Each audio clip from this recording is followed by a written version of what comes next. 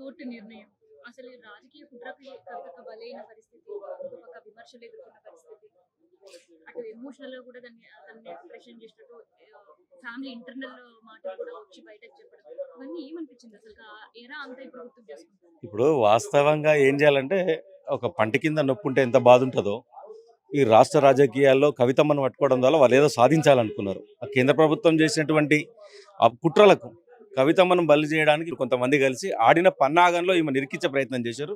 అది ఎక్కడ అయ్యేలా ప్రూఫ్ కాలేదు. కోర్టు తీర్పు స్పష్టంగా ఉంది. ఈమె నిర్దోషి అని చెప్పడం జరిగింది. అందులో భాగంగా 27 మంది కూడా నిర్దోషులు ఇవాళ ప్రకటించడం జరిగింది.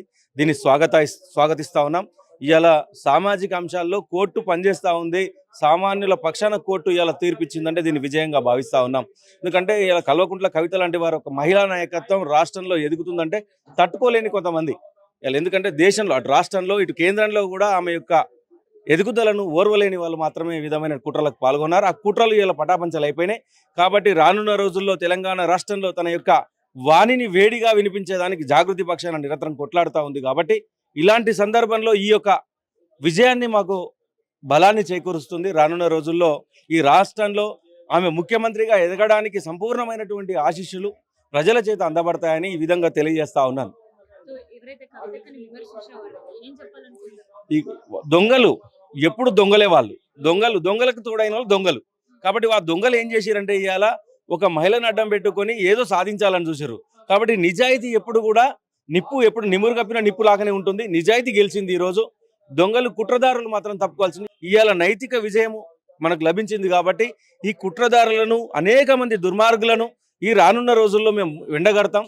అనేక సందర్భాలలో వాళ్ళ అవినీతిని ఎండగడుతూ రాజకీయంగా కూడా బొందబెట్టడానికి మేము ప్రయత్నం చేస్తాం.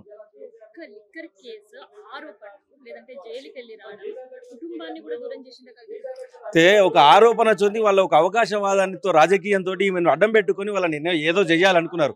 ఇవాళ కుటుంబం విడిపోవడానికి కారణం ఏంటంటే చిన్న చిన్న మనస్పర్ధలు. ఈ మనస్పర్ధలు రావడానికి గల కారణం సృష్టించిన వాళ్ళే. ఇక్కడ ఎవరున్నారు? దొంగలు ఉన్నారు ఆ పార్టీలో కొంతమంది. ఆ దొంగలు ఉండడం చేతనే ఇది జరిగింది. వాస్తవానికి ఎక్కడ కూడా వాళ్ళ మధ్యన ప్రేమను ఉంటుంది. ఏ అన్న, ఏ చెల్లెలు, ఏ తండ్రి విడిపోరు. ఎక్కడ కూడా ఏదైనా మాటలు ఉంటే చిన్న చిన్న ఉంటే మాట్లాడుకుంటారు. కానీ ఇక్కడ పూర్తి స్థాయిలో విడిపోవడానికి ప్రయత్నం చేసినటువంటి కుట్రదారులు రానున్న రోజుల్లో వాళ్ళు ఈ కుట్రదారులు బయట పడతారని కూడా నేను అనుకుంటా ఉన్నాను. ఉంది. మా అక్కకి క్లీన్ చిట్